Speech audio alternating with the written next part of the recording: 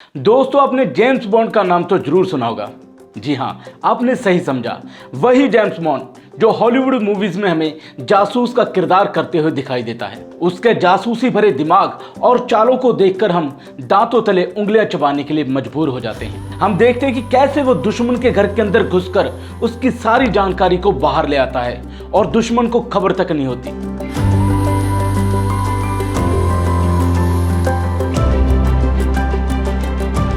लेकिन क्या आपको एक चीज का पता है कि हमारे भारत के अंदर भी कोई ऐसा इंसान है जिसको भारत का जेम्स बॉन्ड कहा जाता है।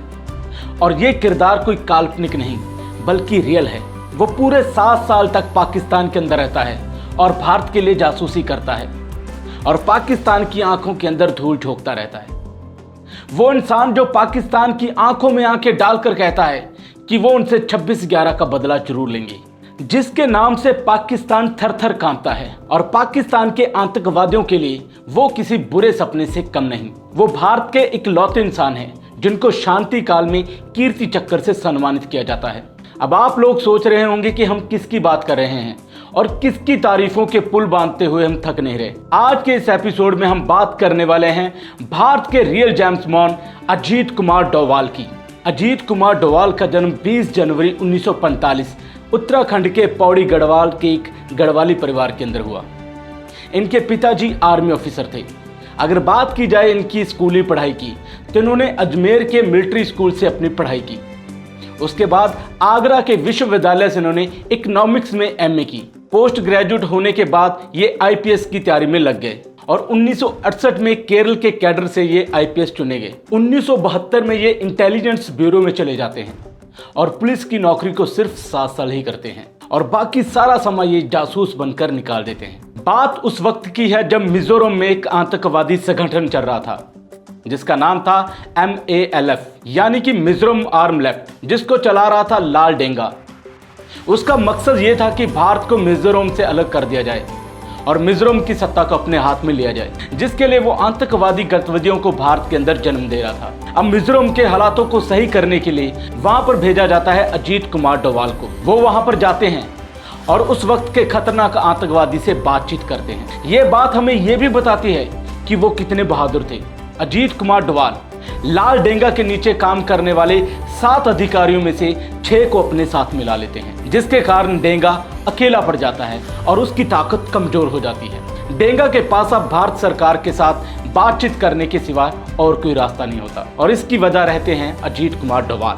1972 जब भारत अपना पहला परमाणु परीक्षण पोखरण करता है, इस बात की जानकारी जब पाकिस्तान को लगती है तो पाकिस्तान डर जाता है और वो भी परमाणु हथियार बनाने की ठान लेता है, जिसमें उनकी मदद करता है चीन। अब पाकिस्तान अपने खान रिसर्च सेंटर में परमाणु हथियार बनाना शुरू कर देता है। अब जैसे इस बात का भारत को पता चलता है तो भारत इसकी पूरी जानकारी लेने के लिए डोवाल जी को पाकिस्तान भेजता है। उस वक्त देश की प्रधानमंत्री थी श्रीमती इंदिरा गांधी जी। डोवाल जी रिसर्च सेंटर के सामने भिखारी बनकर बैठ जाते हैं और वहां की हर एक जानकारी भारत को देते हैं और इस बात का पूरा पता लगाकर भेजते हैं कि परमाणु खान रिसर्च सेंटर में बन रहा है। लेकिन उस वक्त सत्ता बदल जाती है और देश के प्रधानमंत्री बन जाते हैं मुरारजी, जो उस वक्त डोवाल जी की कोई मदद नहीं कर पाते। लेकिन जैसे ही पाकिस्तान को पता चलता है कि भारत के प्रधानमंत्री को इस बात की खबर पता चल गई है तो पाकिस्तान अपने इस प्लान को पूरे 15 साल के लिए पोस्टपोन कर देता है और उनके इस प्लान के पोस्टपोन होने की वजह रहते हैं अजीत कुमार डोवाल। सन 1999 जब पाकिस्तान के कुछ आतंकवादी काठमांडू से उड़े भारत के विमान IC-814 को हाईजैक कर लेते हैं। इस विमान में लगभग 176 यात्री होते हैं। पाकिस्तान के ये आतंकवादी लाहौर से इस जहाज को अफगानिस्तान के कंधार में ले जाते हैं और सभी यात्रियों को बंधक बना लेते हैं। अब इन यात्रियों को बचाने के लिए भारत की तरफ से अजीत कुमार डोवाल आतंकवादियों से बातचीत करते हैं। आतंकवादी उनके सामने एक शर्त रखते हैं कि उनके 3 साथी जो भारत की जेलों में बंद हैं उनको सही सलामत उनको सौंप दिया जाए, तभी वो बाकी यात्रियों को सही सलामत छोड़ेंगे। 3 आतंकवादी को रिहा करने के बाद सभी यात्रियों को सही सलामत डोवाल जी भारत ले आते हैं।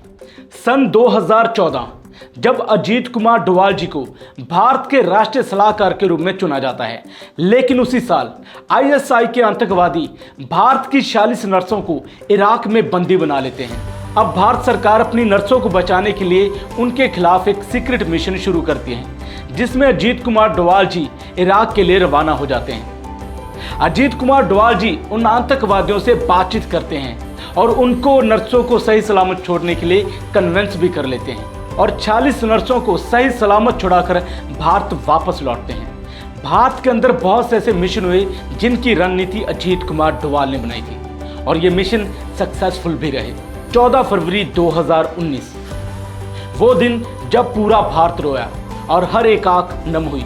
इस दिन पुलवामा में सीआरपीएफ की टुकड़ी पर हमला किया जाता है और उनको बम से उड़ा दिया जाता है और हमारे जवान इसमें शहीद हो जाते हैं। अब भारत सरकार अपने जवानों का बदला लेने के लिए हरकत में आ जाती है और 26 फरवरी 2019 को पाकिस्तान पर एयर स्ट्राइक की जाती है और दुश्मन के घर के अंदर जाकर दुश्मन को मारकर वापस लौटती है, जिसके बाद पाकिस्तान और भारत में तनाव बढ़ जाता है और पाकिस्तान जवाबी कार्रवाई में अपने कुछ प्लेन्स को भारत के अंदर भेजता है, जिनकी हमारी वायुसेना मुंह तोड़ जवाब देती है और उनके प्लेन का पीछा करते हुए हमारा एक पायलट अभिनंदन पाकिस्तान में एंटर कर जाता है। उनका प्लेन दुर्घटनाग्रस्त हो जाता है, जिसकी वजह से पाकिस्तानी सेना उनको गिरफ्तार कर लेती है। लेकिन ऊपर से बहुत ज़्यादा प्रेशर होने के कारण पाकिस्तान को अभिनंदन को रिहा करना पड़ता है और इस सारे प्लान की रणनीति अजीत कुमार डोवाल ने ही बनाई थी। अजीत कुमार डोवाल पूरे 7 साल तक पाकिस्तान के अंदर रहकर भारत के लिए जासूसी करते रहे और पाकिस्तान को बेवकूफ़ बनाते रहे। इस बात का जिक्र उन्होंने खुद अपने एक इंटरव्यू में किया।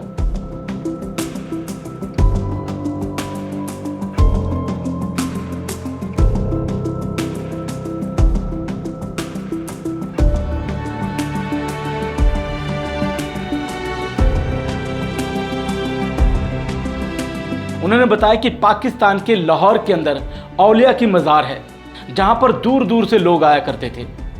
तब वो एक पाकिस्तानी शख्स के साथ रहते थे। एक रोज़ वो वहां से गुजरे और वो भी औलिया की मज़ार के अंदर चले गए। उन्होंने देखा कि कोने में एक शख्स बैठा है, जिसने उनको बुलाया और उनसे कहा, क्या तुम हिंदू हो? तो उन्होंने कहा कि नहीं, मैं हिंदू नहीं। तो उस शख्स ने उसको कहा कि नहीं, तुम हिंदू हो। तो उन्होंने कहा कि आप ऐसा क्यों कह रहे हैं? तो उस शख्स ने कहा कि तुम मेरे साथ चलो और वो उनको पीछे की तरफ ले गए और एक कमरे में चले गए और उसकी कुंडी लगा ली और फिर उनसे वही सवाल दोहराया कि क्या तुम हिंदू हो? तो उन्होंने कहा कि नहीं, मैं हिंदू नहीं हूँ। तो उस शख्स ने उनसे कहा कि नहीं, तुम हिंदू हो क्योंकि तुम्हारे कान छिदे हुए हैं। तो डोवाल जी ने कहा कि हाँ, बचपन में मैंने कान छिदवाए थे, लेकिन बाद में मैं कन्वर्ट हो गया था। लेकिन उस शख्स ने फिर उनसे कहा कि तुम कन्वर्ट नहीं हुए। खैर, इन बातों को छोड़ो। क्या तुम ये जानते हो कि मैंने तुम्हें पहचाना कैसे? क्योंकि मैं भी एक हिंदू हूँ। फिर उस शख्स ने अपनी अलमारी खोली, जिसके अंदर महादेव और माता दुर्गा जी की प्रतिमा रखी हुई थी। उसने कहा कि मैं इनकी पूजा करता हूँ, लेकिन बाहर के लोग मुझे मुसलमान मानते हैं। एक दंगे के दौरान मेरे पूरे परिवार को ख़त्म कर दिया गया। उसके बाद मैं भेष बदल कर यहाँ पर रह रहा हूँ। तुम अपने कानों की प्लास्टिक सर्जरी करवा लो, वरना लोग तुम्हें पहचान लेंगे। डोवाल जी का ये खुलासा हमें बताता है कि वो सच में ही पूरे 7 साल तक पाकिस्तान के अंदर रहे और भारत के लिए जासूसी करते रहे। तो ये थे हमारे भारत के रियल जेम्स बॉन्ड, जिन्होंने भारत माता की ना जाने कितने सालों से सेवा की है और आज भी करते आ रहे हैं। जब भी भारत पर कोई आफत आती है तो सबसे पहले ये उनका सामना करते हैं।